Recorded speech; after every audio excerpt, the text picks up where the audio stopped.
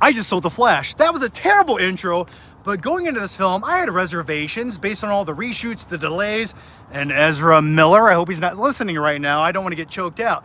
But if he is, I think this is the best performance he has given as Flash. I actually cared about him.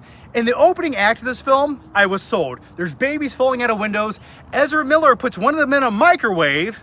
Yes, take that out of context if you will, and it sounds like the worst thing ever. But in a weird way, I enjoyed seeing it. Yes, that's right, you heard it here. I enjoy when Ezra Miller puts babies in microwaves, but for all the best reasons. And I would say this film has a very strong Back to the Future vibe at times. And there's nothing wrong with that. And it gets the tone right, sort of like Back to the Future did. It's comical, it has a lot of levity, it's lighthearted, but at times, there's drama and climaxes and action and drama, and you feel something when you're watching it. And that's what I felt in this film. And I would also say, if you're into fan service, or if you're a big fan of DC live-action comic book movies, past or present, this movie's like one big love letter. It's gonna give you everything you've ever wanted to see. And I'll tell you something I've wanted to see for a very long time, since I was a stupid little kid, rewatching Batman 1989 on VHS over and over until it got jammed in my VCR. Michael Keaton's back, baby. You wanna get nuts? Let's get nuts.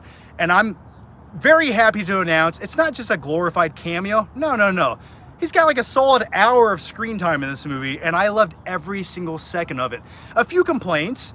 It looks a little bit cartoonish or video game-esque at times with some of the CG, but when it comes to a movie like this with that lighthearted comedic approach, it works. And also the comedy works. It's a funny movie. Ezra Miller this time around, this is his best outing as Barry Allen or the Flash, and I liked his character arc. I actually felt something from some of his line delivery. So yeah, there's cameos in this movie I still can't believe I saw. Like, it blew my hair back, literally. Not literally, yeah, I don't know. Maybe that's going too far, but I quite enjoyed a few of the cameos in this film, and the nods and references to past comic book movies.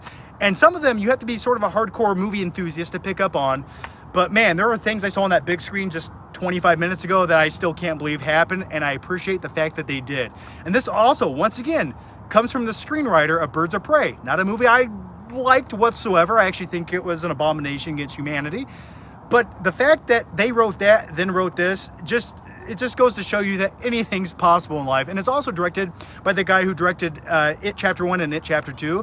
And I think the direction, the tone, the vibe, everything worked in this movie. And I enjoyed the entire experience, and I know my audience did. They were laughing. The lady beside me was crying in her popcorn bucket by the end of the film, because there's like an emotional arc, if you will. But yeah, I'm trying to think if there's anything else I want to say about the Flash movie. Oh, if DC were making comic book movies like this 5 or 6 years ago, or all along, I think they would still be in this current universe, and James Gunn wouldn't be taking over the reins to reboot it.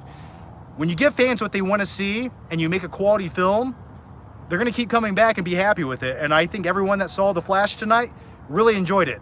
And keep in mind, I was a bit pessimistic going into this movie. I was almost cynical, if you will, because DC at times over the years have let me down so many times that I was like, okay, well, I'm not going to get too excited, but I'm sold. I'm gonna reverse time.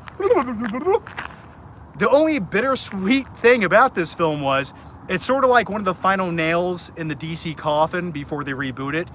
And but overall, this was a great farewell, a great love letter to past and present DC comic book flicks, and I highly recommend checking it out. Okay, I'm gonna go to bed now, and I have to drive 3 hours home, so it was worth the 3-hour drive. Take care, I'll see you guys next time.